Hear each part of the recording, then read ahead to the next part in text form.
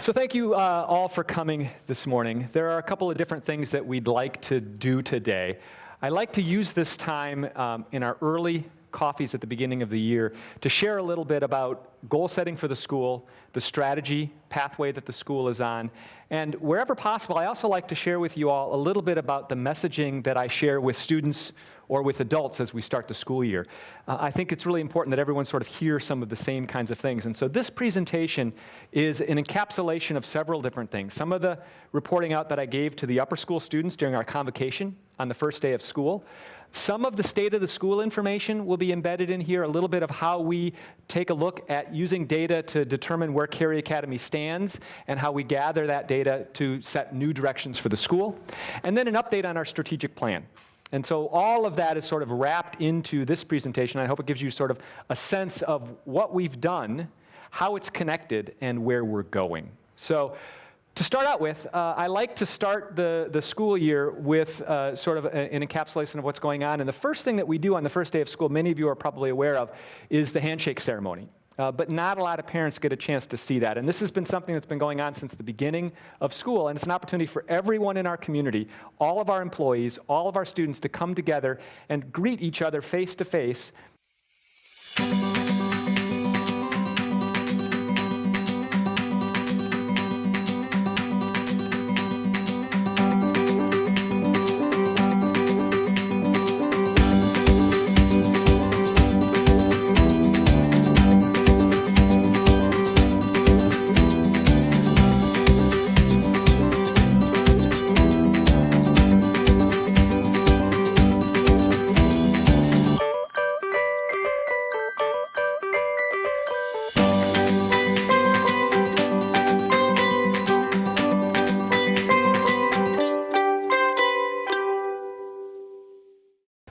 So after the handshake ceremony, we all go off and wash in Purell. So on the first day also, I spoke to the upper school during convocation. And this is a wonderful opportunity for the upper school to orient themselves. And so what I shared with the students at the beginning of the year, I think is relevant to share with all of you. And of course, you can't come back on the first day of school without talking a little bit about how you spent your summer. So I showed them a little bit about how I spent my summer. They got this picture right away. I see by some of your faces. Maybe you might not know who this is. Any guesses? This is Neymar, Brazilian soccer star. I lived in Brazil for 10 years, and so I follow Brazil. I lived in England. I followed England. Both of my teams came crashing down as the World Cup went on. But what was interesting about this picture and the story behind the Neymar picture is really sort of known in the football world for flopping. Right, in a game where a 1-0 or a tie and a penalty kick can often decide the game. If you flop and get a penalty, that can often help your team. And so Neymar was known and made fun of a little bit in this World Cup for stunts like that, where the slightest touch looked like his leg had been ripped off. And so the kids sort of appreciated that. But I also shared with the students my trip this summer. I went on a family trip like many of you did this summer, and so our family got together and went to Ireland and went to Italy. And it's a wonderful opportunity to travel as a family. And I shared with the students one of my experiences because we had a chance to go and watch Gaelic soccer in Ireland. Crook Stadium, very famous stadium in Dublin, just landed after being jet-lagged, got a chance to go watch a soccer match. And you can see from this picture here, big stadium. Like you might expect, where are you going to sit? What colors are you going to wear? Some of the things that you think about when you're attending. And then the game started. And this is what we saw.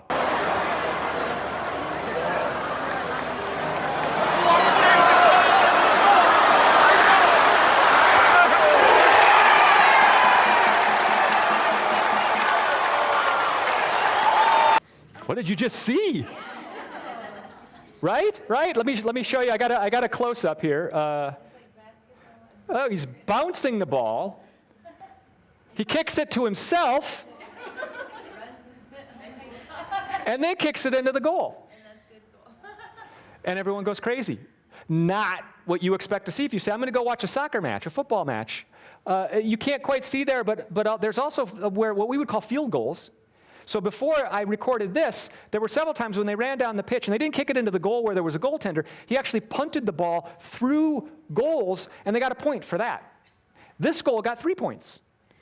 So all of a sudden you realize, and what I started thinking about when I saw this happen was, how many times are we in situations where we think we know the rules of the game, we think we know what we're about to see, and then all of a sudden something shifts and the rules of the game are different. There's a lot that's familiar, but there's quite a bit very significant things that are different.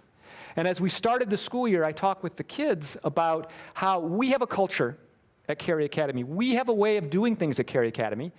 School looks like school in a lot of places, and school looks a lot like what you experienced, but there are significant differences in the ways that organizations and schools and cultures carry out their mission. And that we need to think and orient ourselves around those things as we get ready to start our year. So another thing that you've seen quite a bit of, especially if you're taking any drop-off, you've seen some construction that's been going on for our new science building. We made great progress this summer. I'm going to share with you a little bit later in this presentation sort of where we are and what our timeline is on that. But one of the things I'd also like to unpack for you this morning is a little bit about how this is connected to a lot of the different things that are going on in the school that's connected to our strategic plan. And that, my hope is at the end of the day, you see how a lot of these initiatives that might feel like, oh, there's a building going on here, there's a new program starting here, there's something that's popping out here, it feels like there's popcorn stuff, that there is actually a unifying philosophy and vision behind what we're trying to accomplish. And that's my hope today, is that when you leave here, you sort of have a sense of that. So the strategic plan, like other strategic plans at other schools, follows a fairly familiar format. It's a 5-year plan. When we developed the plan in 2015, we did our planning in 2013, 2014 for a launch in 2015. It involved parents were on the planning committee, students were on the planning committee, alums, board members, employees, teachers.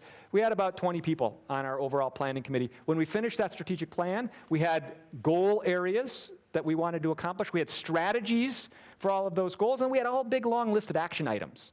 So what you might expect to see in a normal strategic planning place, and we said we're going to do this in year 1, we want to do this in year 2, and we want to sort of move ourselves forward.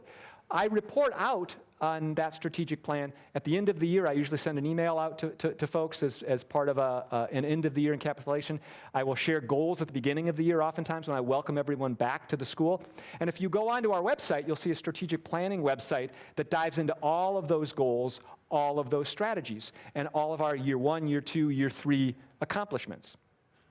But as we move ourselves forward, and usually when you get in a strategic planning place, just all of a sudden, you've got all these people together, you've got all these ideas, and then boom, everyone takes off, and they're going nuts. And you get to a spot in the plan where you start to think, oh, geez, are these all connected? How do these all relate? And so what we're doing right now is we're reorienting ourselves in our strategic planning process around the vision that we established at the start of the process. And I want to show you how that vision is coming to life. And so the strategic vision that was developed during that process and approved by our board in 2015 is that Carey Academy will create learning opportunities that are flexible, personalized, and relevant. We'll cultivate self-directed and bold lifelong learners who make meaningful contributions to the world. That vision statement has been our guide even as we've been working on goals, working on strategies, working through action items, and I want to connect some of those for you this morning. So let's pull out the first sentence. We're going to look at both of these sentences in this separately. But the first sentence is super important, and there's one word, well, there's 3 words really, but there's one word that we want to start with. And so the 3 words in that first sentence that are important to us are flexible, personalized, and relevant. And I put it in this way because the core word in that sentence is personalized. We have been moving our programs forward around the notion that we're personalizing learning for our students. And I want to explain what that means. And we do that through flexibility and relevance. We do personalization through flexibility and relevance. And I'm going to share with you some examples about that this morning. But first, let me show you a short little video from our Dean of Faculty talking a little bit about what personalized means for the school. Personalized learning is a term that tends to be subject to a broad range of interpretation. At Carey Academy, we use the term specifically to refer to the creation of learning experiences that tap into the strengths, the needs, and the motivations of individual students. Learning experiences that reflect and build upon students' natural curiosity. And how exactly do we design these personalized learning experiences? It all starts with creating an environment in which learning is connected to each individual's background, interests, experiences, and development. Now, in the upper school, for the last 6 years, students have heard Ms. Clarkson, the former upper school head, talk about owning your learning. And that phrase, I told the students when I showed the students this, that phrase encapsulates what we mean about personalizing learning. We have students that come to Carey Academy with a variety of interests, a variety of skills, a variety of backgrounds. And when they leave Carey Academy, they're not all going to another Carey Academy. Some of them are going to choose to go to a school like Davidson, 1,200 students, small classes across the board. Many of them are going to go to Chapel Hill or State, where they're going to be in classes with 500 students. Some are going to have really tight advising programs. Others are going to have to figure out as they go along. And the core for helping our students go from Carey Academy into the wider world is that they need to know who they are as learners, what they're passionate about, and what environments might be a good fit for them, or when they're in different environments that aren't a good fit for them, how to navigate those environments. So we're preparing students for broad experiences, a wide variety of experiences, not just another Carey Academy somewhere else. And the only way to do that isn't to give them a recipe to follow, do this, check, check, check, check, check. It's to have them own their experience in their school. And I'll give you two little stories that sort of illustrate what we mean by that. When you saw some of the branding materials, this sort of curiosity theme and the question mark buses that you see driving around, we felt that that really hit at what it really meant to be at Carey Academy, this notion of curiosity. And we worked with a firm that came in and spent 3 days on our campus a couple of years ago, and we sent them out to have a number of different focus groups. So they met with some parents, they met with numbers of groups of students, they met with board members, they met with employees and teachers. And they were meeting with a group of juniors and seniors, talking a little bit about what it meant to be students at Carey Academy. And when we send them out, I didn't go with them. So we just said, you're going to go meet with the parents, go meet with the parents, you're going to go meet, because we wanted them to understand authentically what it meant, and not to have an administrator or somebody else standing over someone's shoulder saying, well, you should say this, and you should say this, and you should say this. So they meet with the students. They went on and on and on. So they were about an hour into that, and finally I had to go up and rap on the door to open the door to say, you guys got another meeting that you've got to go to. And I caught the tail end of a conversation where one of the students was talking about the teaching style of their teachers, their own individual learning style, and how that was informing their choice about what college to apply to, what major they may want to follow, and how they were planning out their college pathway based on understanding the learning process and understanding themselves as learners. And that's what we want for our students at the end of the day. They're not all going to graduate with that sense of self-actualization. They're still teenagers. They're still young. They've still got a lot to learn. But if we can put them on the pathway of understanding who they are as learners, we've done our job. You've done your job. I was talking to an alum recently, a junior at Carolina. And this individual is a chemistry major and a psychology major. And she had started her coursework for Inorganic Chemistry 2. No, Organic Chemistry 2, thank you. Organic Chemistry 2, which Organic Chemistry and Organic Chemistry 2 are some of the hardest courses that students can face when they're in university. And she was struggling with this course. And unprompted, she said to me, you know what I've learned from my time at Carey Academy is to be comfortable being uncomfortable.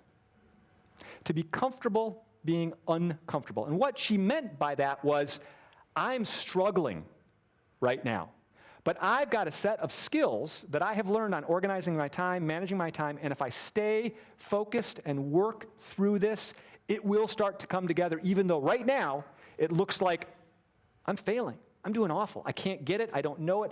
But I will work my way through that. And that was the exact same thing that happened in my organic chemistry class, and I broke through. I'm doing the same thing right now in Organic Chemistry 2. I will break through, and I learned that mindset at Carey Academy. So when we talk about own your learning, we're talking about students that have these mindsets when they graduate that they can work their way through uncomfortable situations. And we all know in the working world and in our lives, we're going to have to get used to being comfortable being uncomfortable, because that is part of what it means to be a citizen of the world today. So, personalized is at the core of the vision for our strategic plan, and it's most often talked about in our upper school with the phrase, own your learning. It's not my high school experience. It's not your high school experience. It's the kids' high school experience. So we're going to take a little bit of a side break before we go back and look at relevance and we look at flexibility. And I want to share with you a little bit about how we use data to assess sort of where we are in the progress. Because as we're doing our strategic plan, we're continually gathering data. We do an annual sort of check-in on data. We do a community survey every other year. And I want to share with you a little bit about that. So some of this information is information that I share at the State of the School. But that State of the School presentation in January, I usually go much deeper. And so I'm going to give you just a slice of that, a taste of that, that helps you orient you a little bit around where we're going as a school. So, community. This is a look at our admissions funnel from 2017 to 2018. 2018 is the start of this school year. We had a 22% increase in applications, and we had a spike in our yield. And I use the term yield because yield is a term of craft in the admissions world that basically says, if we offer you a seat at the school, we offer you admission, will you take it, or will you say, no thanks, I'm going to go somewhere else? The higher the yield generally is an indicator of first choice. We want to be with you. We think the fit is good. You did a good job during the admissions process getting people to that particular spot, and we want to be there. And so a yield for us is about 85%, a significant jump from in the 70s the year before. And traditionally, we are in the mid-80s. And our yield at Carey Academy, when we do benchmarking with peer schools, is the highest yield in the area. And so it's a good indicator for us about, is our admissions process capturing the kinds of students that we feel could be successful, but then when we make an offer of admissions, they feel and their families feel this is the right place for them. So the yield is an important number for us. Another indicator that I think is important in terms of understanding the Carey Academy community is who our parents are, right? So one of the things that we do when we do our community survey is I've been asking our parents, you all, where you graduated high school. Physically, where did you graduate high school? To give a little bit of indication of the kinds of parents and the kinds of families that are attracted to Carey Academy. So, trivia time. What percentage of our parents, according to the community survey that we gave in November last year, graduated high school outside of the U.S.? D. 16% of our parents graduated high school overseas. This is the breakdown of where our parents graduated high school. More parents graduated high school overseas, double, than graduated here in the triangle, right? The research triangle is a melting pot. It's a melting pot. It is an unbelievably cosmopolitan community. That's why we came here as a family 6 years ago now. We lived most of our adult lives overseas, and this place felt immediately like home to us, because it's very cosmopolitan, even though it's low density, it's very suburban in the sprawl, but it's cosmopolitan in its makeup. And when you look at our parent population, you all are from all over the place, and you bring different mindsets, different expectations, different understandings about school based on a wide variety of experiences, which comes back to that notion about Gaelic soccer, right? Understanding what we do at Carey Academy, why we do things at Carey Academy, is helpful in terms of helping your children orient yourselves and determining whether or not our mission is a good fit for you and your family. But this diversity of our parent population, I think, helps make this school a really special place. When you talk about attrition, then, another admissions metric, right, another enrollment metric, I'm in the school, I graduate, that doesn't count as attrition. But what percentage of students leave before they graduate? So they leave between 7th and 8th grade, or most likely at Carey Academy they leave between 8th and 9th grade. That's our biggest attrition year. Carey Academy's numbers on the far left, this was from 2 years ago, because this is last year's State of the School, was 2% attrition compared to our peer schools. And so another metric really about the success of the admissions process, when we bring people in, have we oriented you all to what we're all about?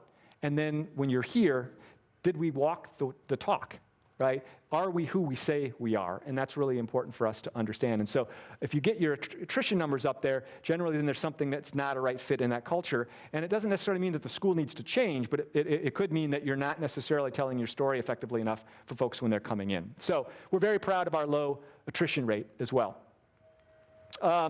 This is the diversity numbers for our student body compared to our peer schools, and this is the median percentage for those peers that I showed with you earlier.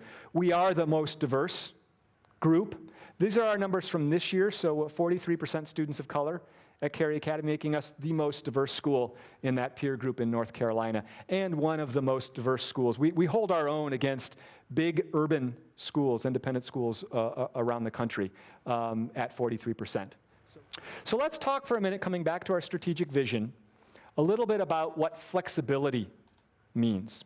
And you, some of you who are coming new into the 9th grade, how many 9th grade parents are here? Got some 9th grade parents.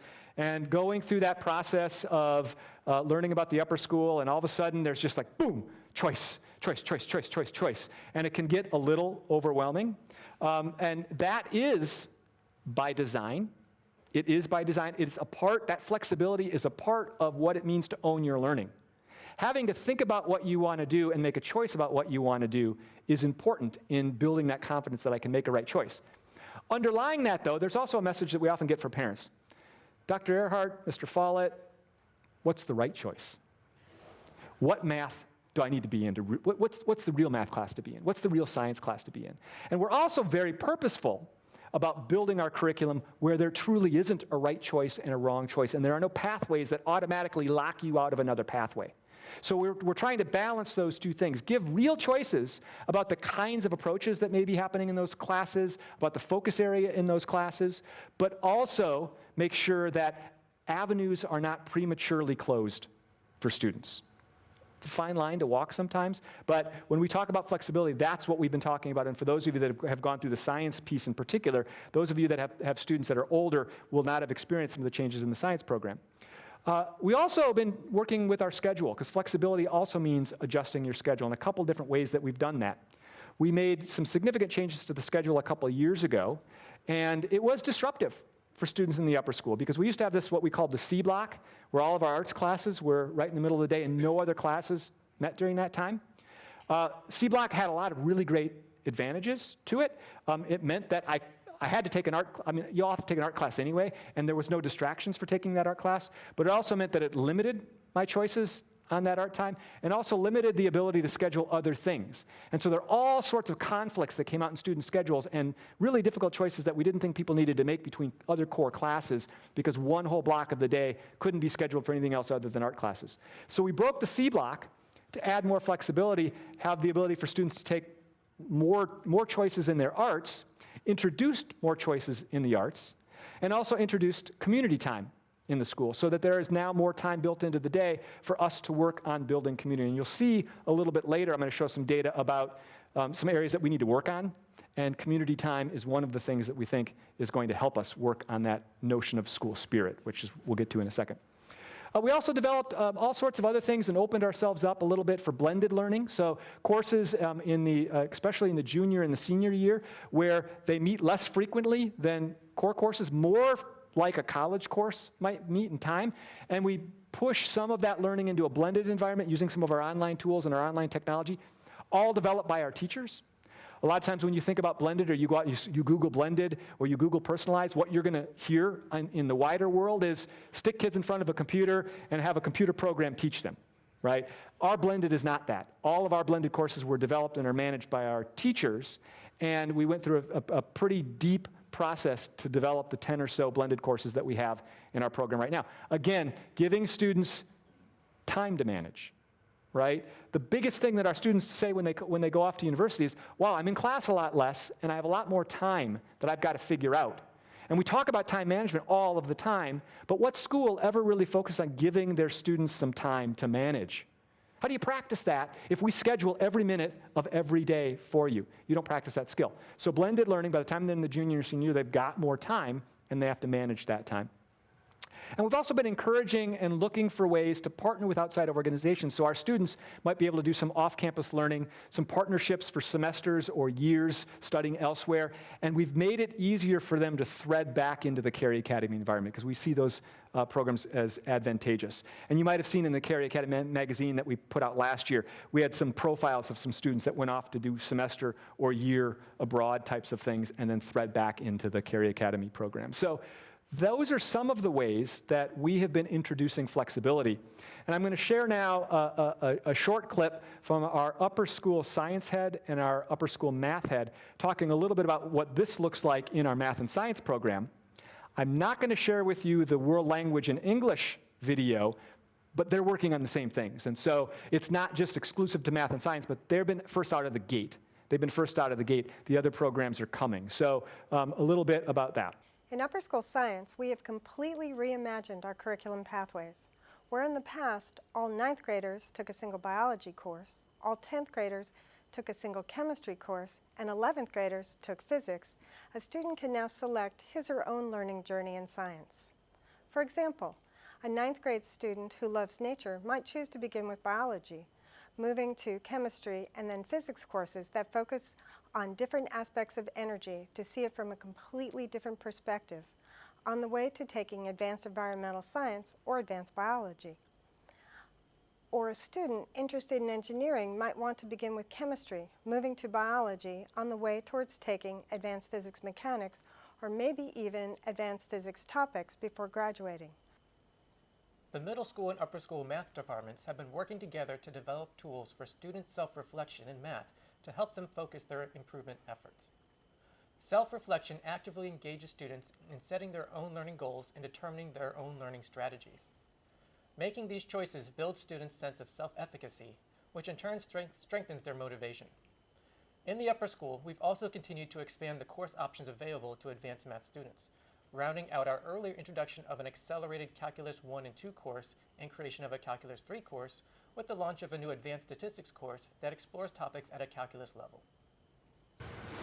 So we've had a number of new courses come online in math, science, the arts. English is working on some new pieces. PE has been working on some new pieces. And all of that is linked to this notion of how can we create effective choice for students to help them own their own learning. And so when we talk about flexibility as part of that personalized journey, it's been something that we've been very deliberate at doing, but it's been happening in a variety of different formats. Let's take another side journey back into data and look a little bit about how we assess how we're doing at Carey Academy within our wider community. Every 2 years, we give what we call our community survey. And that survey goes out to parents, it goes out to students in grade 8 through 12, and it goes out to all of our faculty and all of our staff. We've been doing that survey, the exact same survey, since 2007. So we have a rich data set of how has Carey Academy and our community performed in these areas previously. But also, this is an independent school survey that's given to schools around the world, around the US, and so we have a data set that allows us to compare ourselves to how other communities feel their school is doing. So we've got an outside comparison and we've got an inside comparison. I'm going to share a little bit about the survey that we did last November and how we came out there, both on the things that we feel proud about and some of the areas that are focal points for us. So first big question, quality of education. These surveys are really designed to hone into that type of question. How, when you have to get to the big question, overall, what is the quality of education at Carey Academy? How would you assess that? 5-point Likert scale, and on this percentage are the top 2 of that. So excellent, very good. Then you go average, not so good, poor, right? So this is the top 2 on a 5-point Likert scale from where our parents rated us going back from 2007 up to 2018. That's the left-hand side. The right-hand side is another question. Compared to comparable schools, how's Carey Academy doing? Now, comparable isn't defined. So comparable could be local schools, the schools that you were thinking about sending your kid to when you chose Carey Academy, or it could be comparable schools. Well, we just came from New York. We just came from San Francisco. We just came from Mumbai, right? And we're thinking about school this way. It's ill-defined there. But again, we're doing quite well on that metric as well, and we've been moving up in both of these metrics on parent satisfaction. The little green arrow there tells us that statistically, there is a significant difference on the upside for how we did compared to peer schools. So all of the other hundreds of schools that give this survey to their communities, our parents are feeling more satisfied with Cary Academy versus comparable schools than they would be at other schools, right? And they run a regression to be able to determine that. So it's at a 95% confidence interval. They do all of that work for us to be able to tell that. So we can try to determine what might be random differences. So overall, quality of education moving on the upside. Now you might ask at this particular point, well, Mike, tell me what quality education is, right? You looked at where our parents are coming from, the wide variety of experiences for our community, the wide variety of hopes and dreams that you might have for your kids. What does quality mean? The survey actually helps us with that as well. They run a regression analysis on the 85 different questions that are asked. Well, here's a question about math. Here's a question about social studies. Here's a question about the administration. Here's a question about community and school spirit. Here's a question. 85 questions. They run a regression analysis to determine which questions had a higher correlation with how you answered this question. Every other year when we give the survey, there is some change in what our community views as quality education. But we like to look at that because it helps us focus on, if we want you to be feeling like the school's the right fit for you, then we just need to understand what you mean when you say quality. So here are the top 5 items for how our community in November of last year defined quality. The percentages on the right-hand side are the percentage of agreement, top 2 in a 5-point Likert scale. The plus, on number 3, the school's innovative in its educational offerings, we were statistically higher than peer schools and how they answered, parents of peer schools answered that question. The negative, down on positive school spirit, a little lower there, right? So when we look at something like this, we're looking at, well, what are our strengths? What are our areas of improvement? And what can we do to try to work on those things, right? Previously, when we've done this survey, we've had, for a couple of years, we got beat up over security on our survey. What did we do? We did a security audit, my second year here. Third year here, we hired Jeff Wasenski as a director of safety and security. We hired all new security guards.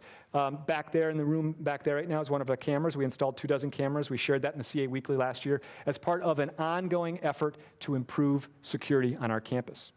We knew there were some problems with security, but the survey helped us solidify that those were concerns that you all actively had, and we needed to respond. Thankfully, since we've started doing that, the survey results on security stopped showing up on the negative, right? They used to be negative, now they're not. And it was one of our highest growing areas. PE and health. We've been getting beaten up on PE and health for a number of years. Our PE teachers have been doing some work over the last couple of years to introduce more options, work on the health curriculum.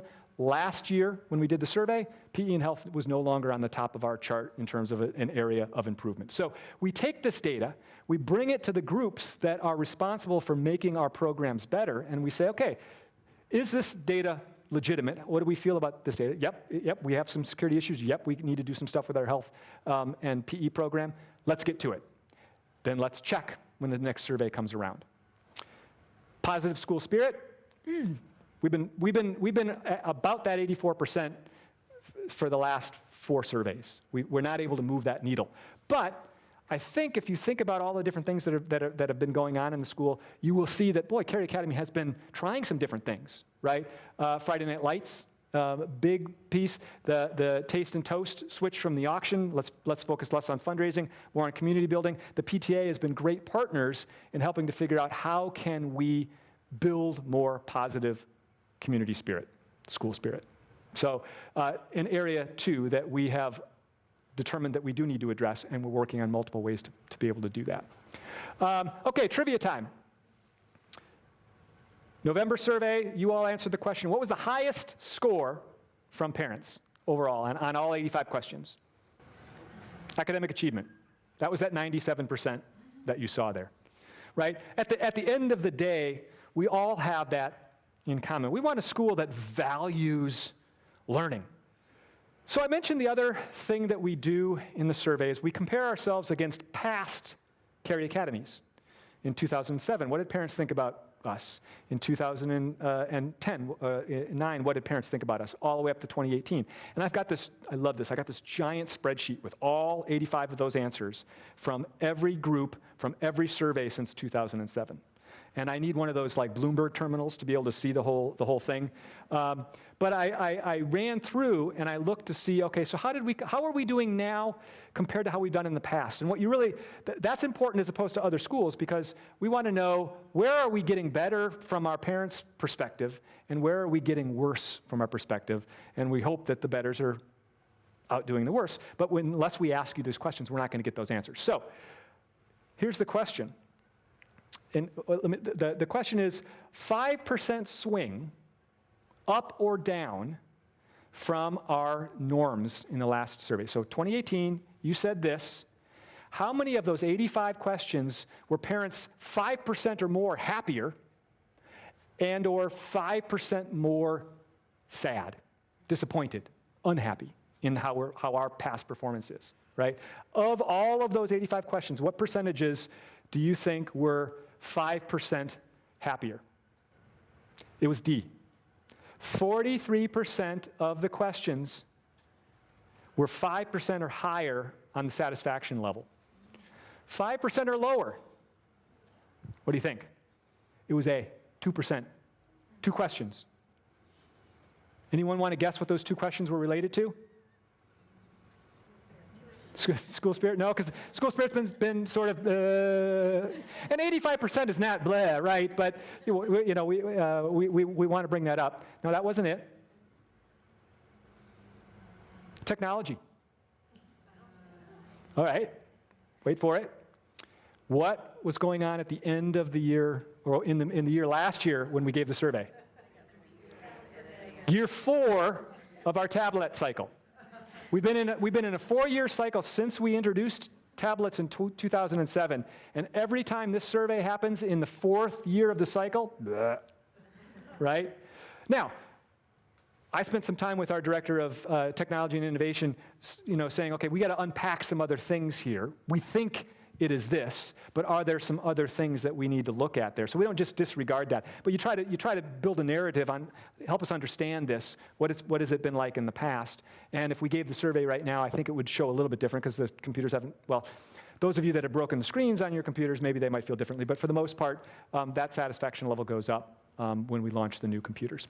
But the other thing that we're looking at is, can we run a financial model that would allow us to get to a 3-year cycle on the computers, right? How do we finance these computers? We set aside an amount of tuition every year into a fund that grows to $1.2 million, and then boom, we buy 850 computers all at once. That's how we do it. So the only way to go to a 3-year cycle is either get cheaper computers or save more money, right?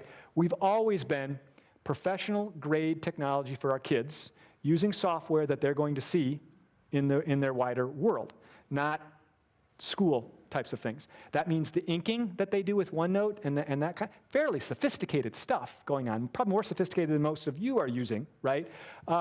And so the only way to drop the cost is to say, well, that part of the program is going to go away. And technology is embedded in our system way too deeply to be able to consider that option. So saving more money is really the only way for that to happen. Okay, let's move back to the strategic vision for the school and relevance, and talk for a second about what we mean by relevant.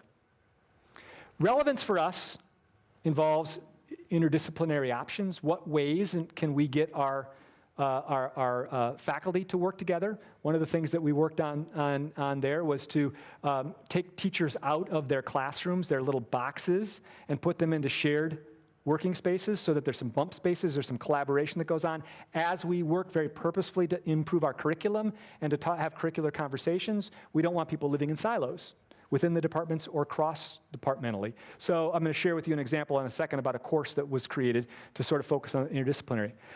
Another aspect for relevance is the work experience program that we've been pushing for the last few years, that started with 25 students in the junior year, went to 50 the second year, and last year went to almost 75 students, giving them 9 days, 2 school weeks worth of work experience. A couple of very short videos talking a little bit about how that plays out. In the upper school, Heidi and I wanted to create an interdisciplinary course that would allow students to explore the relationship between environmental science and environmental action through real-world contacts with the many players that shape environmental policy.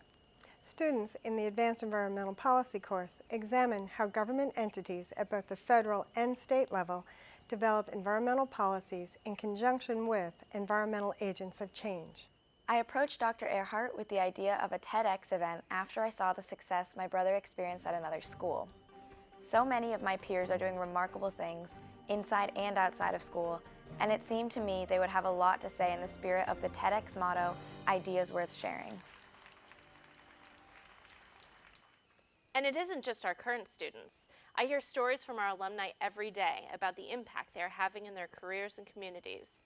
It is powerful to hear them talk about how the skills and mindset they developed at Carey Academy have helped them make a difference later in their lives. So I want to go away from the strategic plan for a minute and talk a little bit about outcomes. We talk about alumni, start sharing stories about alumni and our alums and how they are succeeding in college and in their lives after college. And what are some of the metrics that we use to assess these outcomes? Unfortunately, we are limited to some metrics that we would not hold up as the end-all be-all, right?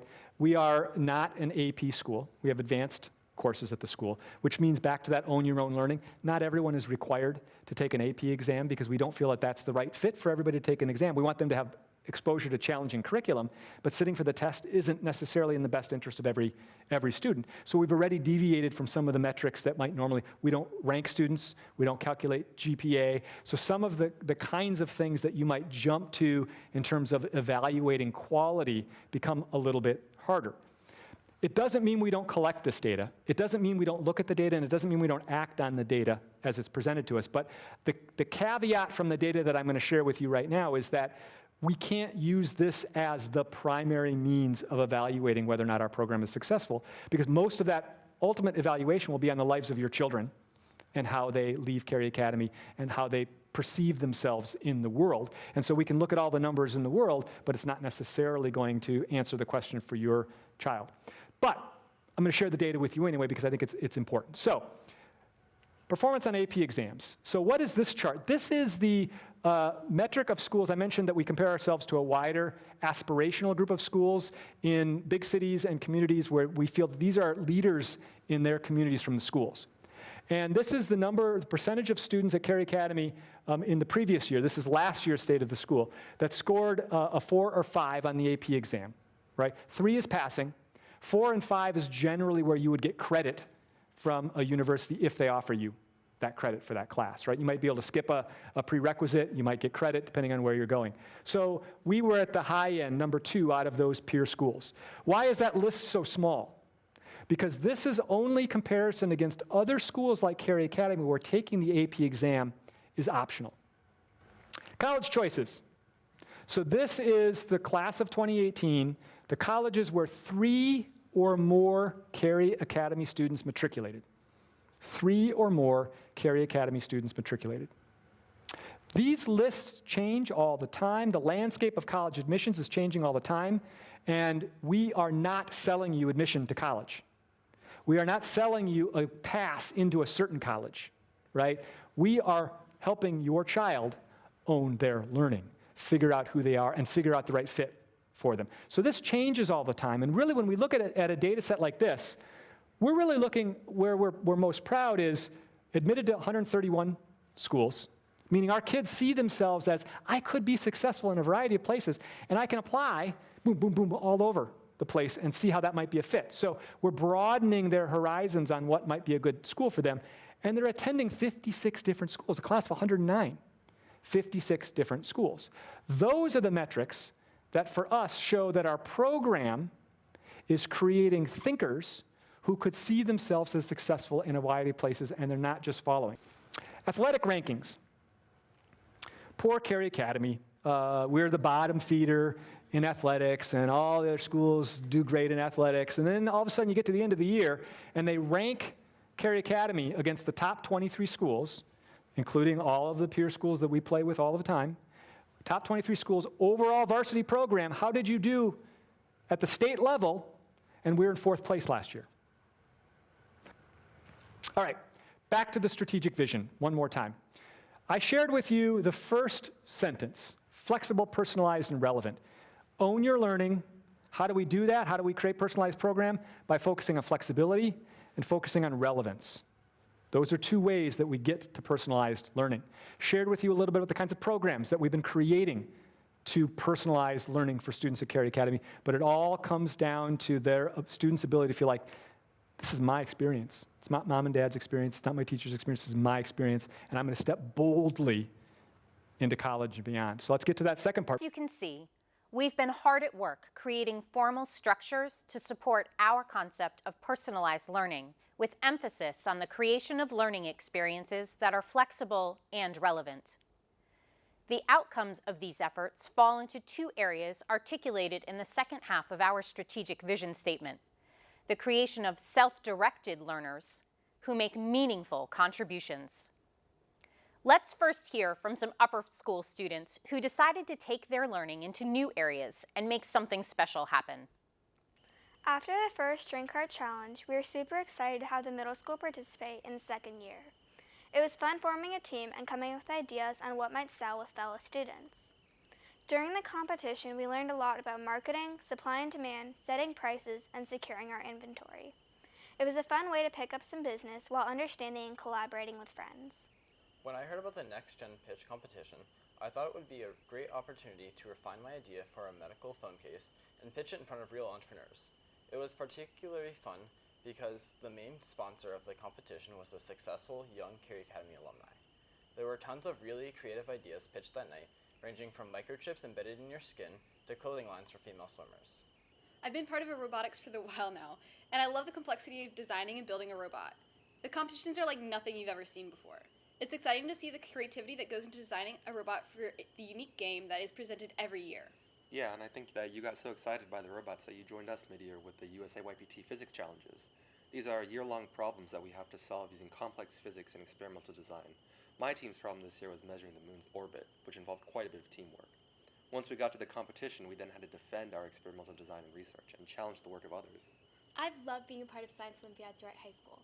My project was the study of disease and forensic science. You know, I like science as much as the next person. And birds. But it isn't just the academic-based clubs that have grown and nurtured leadership. The Outdoors Club gives 20 to 40 students per trimester a chance to bond and backpack in some pretty neat areas, from Linville Gorge to the Foothills Trail. And we haven't lost anybody. Yet. Thank you for that unplanned commentary, Will and Leo. In addition to promoting intrinsic motivation, another outcome of our focus on personalized learning is to have students see themselves as change agents. An important aspect of those clubs is that they are student-run. They may be a bit rough around the edges at times, but much of the real learning comes from the process of discovery and preparation, not the outcome of an event or an activity. As students, it is natural to be engaged in the process of learning. We were excited to build on the past work of STEP Club and think even deeper about what it means to organize a system of learning. In the winter, we continued that tradition and hosted a conference to look at assessment practices. It was great to have students, faculty, and professors come together as equals and share thoughts and brainstorm ideas. This year, some of my classmates were thinking that there is more we could do to encourage females to pursue interests in math and science. We decided to form a local chapter of WISE, which stands for Women in Science and Engineering. We've already held 2 great weekend workshops to introduce younger students to some of the cool things that are possible through robotics, programming, or AI. My role this past year was to try and connect different groups of students and help share the varied voices that make our community special and strong. After the school shooting at Parkland, Essential partners helped the upper school come together and process what we were feeling. They helped train student leaders to facilitate these challenging conversations. So the learning that goes on in the classroom, really, really important. How our students translate that into some of their other experiences can be some of the most meaningful, deeply held experiences that they have in their high school experience. And that we also need to make room for. So one of the things that we're doing right now, and we've launched this year, is the Center for Community Engagement. And it's a hub, if you will, from what used to be discrete units in the school and then the addition of some new ones. And so we've always had a service learning program. We've always had a program for diversity and inclusion. We've had directors of those two programs. We've now added a director of experiential learning, and we've added a director for entrepreneurship. And together, they're going to form a team that will look at ways to connect the kinds of learning that aren't necessarily going to show up on your transcript, you're not just going to get a grade on, but can be some of those really powerful experiences of emboldening kids to make a difference in their communities. And so we're really excited about this. It's the beginning of this, but when we first started that strategic plan, we had this idea for a hub somehow to connect some things, and we feel like we've got the traction to be able to make that a reality. So we come back to the building, and how does a science building fit into all of this? Well, the first thing you need to know about the science building is that you saw a little bit about where math and science were working on different programs and how we're sort of moving some things out. We introduced a biotechnology course and other kinds of things that have expanded opportunities for students. But the science building is a part of a long-term master facilities plan that we also worked on as part of this project that involves us transforming our learning spaces to better match the philosophy that we just shared with you, the vision that we just shared with you. Carey Academy's classrooms have always been boxes. When we were formed as a school, they were built around desktop computers in all of the rooms. But you walk down a hallway and it's like every other school. Here's a hallway, here's lockers, and boom, silo, silo, silo, silo. For a while now, learning at the school has changed, and it's not siloed. Kids are doing projects in groups, small and large. They're collaborating with faculty individually and in teams, not just, here I am, let's present the material for the class. But our spaces haven't kept up with that. And so we, in the same way that we're looking for flexible learning environments, we're looking for flexible spaces. And so we've been working that master facilities plan, but in order to create flexible spaces, you need to transform some of your existing spaces. And in an environment at Carey Academy where we're full, we simply didn't have any extra space to create flexible spaces like this, or conference rooms of various sizes, different presentation spaces. So the only way to do that is to add some more space. So we could have built a building that we just called it the flexible learning space. But when we were doing our master facilities plan, we also determined that we're 20 years old. We need to renovate some of our current spaces, and our science labs in particular were in desperate need of renovation. They need to be bigger prep areas. If we want to do more independent student work, we need different facilities for that. So we could renovate our current spaces, or we could build a space for math and science, move math and science into that space, and then transform the current upper school space into Humanities Hub. That's our plan. And so this part is connected to the strategic vision. It's connected to the types of learning that we want happening at Carey Academy, and it's connected to renovations in all sorts of other spaces. It's not a math and science plan. It is a school-wide learning plan connected to our strategic plan. So I want to share with you something I also shared with the students, because the first time they heard about this was at the launch party that we had last November. Then things sort of got quiet while we dug in the ground for a while, and then finally over the summer everything went up. But at the end of the year last year, we had students and employees go out and do a beam signing. So it's a tradition on usually bigger skyscrapers that the last beam that's put into the building, everyone signs it. So we invited all our middle school and upper school students, all of our employees, to go out and sign the beam. And then everyone went away on break, and the kids never saw what happened to that beam. So this is a short video about the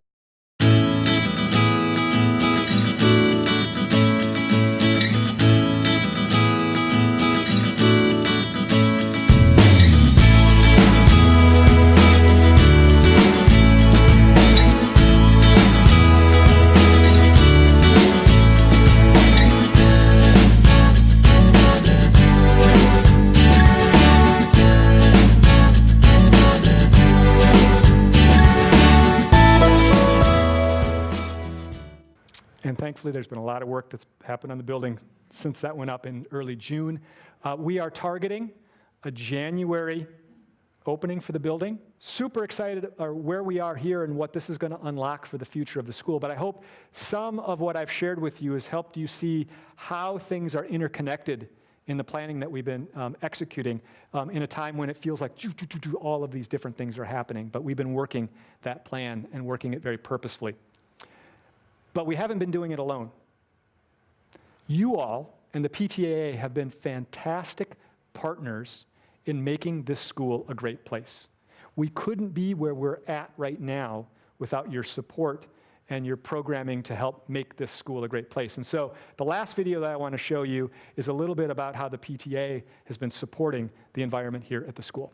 The PTAA has prioritized connecting CA parents to the school and strengthening our community. We've put a great deal of energy towards expanding our outreach, to growing community spirit, and to building on the sense of our collective village. PTAA volunteers are actively engaged in introducing potential families to the school and welcoming new ones through CA 101. A new caring committee introduced last year helps those among us in times of hardship. We've built on the strong traditions of teacher support through our very popular grant program and expanded ways to help students connect with the wider world through a new experiential learning committee. Several other new traditions, such as our Midwinter Taste and Toast and fitness-oriented 5K race, have joined the cherished Fun Fest and Holiday Shop as important community-building events. And because our community extends beyond the walls of the school, we've also found new ways to connect families with service opportunities, allowing all of us to model the kind of engagement we'd like to see with our students. All of this is why the PTAA was an early and enthusiastic supporter of the campaign for Cary Academy, the school's first capital fundraising effort. The redesign of many of our interior spaces is driven by a desire to foster collaboration and build community. This is why the PTAA contribution will go to naming the community space in the new Center for Math and Science. So we couldn't do this alone. The partnership that we have with all of you is really important to us. The partnership that we have with our staff, not just our faculty, really important to us. We couldn't be more excited about where we are and where we're going. We're just beginning this really important transformation. And so I hope this has given you a little bit of a sense of where we're at, and the next time you hear about a different initiative, something that's going on, you might think a little bit about how the school is working to personalize learning through flexibility and through relevance, and the types of outcomes that we'd like to have for our students when they leave our school. So with that, I'll stick around afterwards for questions if you want, but I really appreciate your time this morning. Thank you.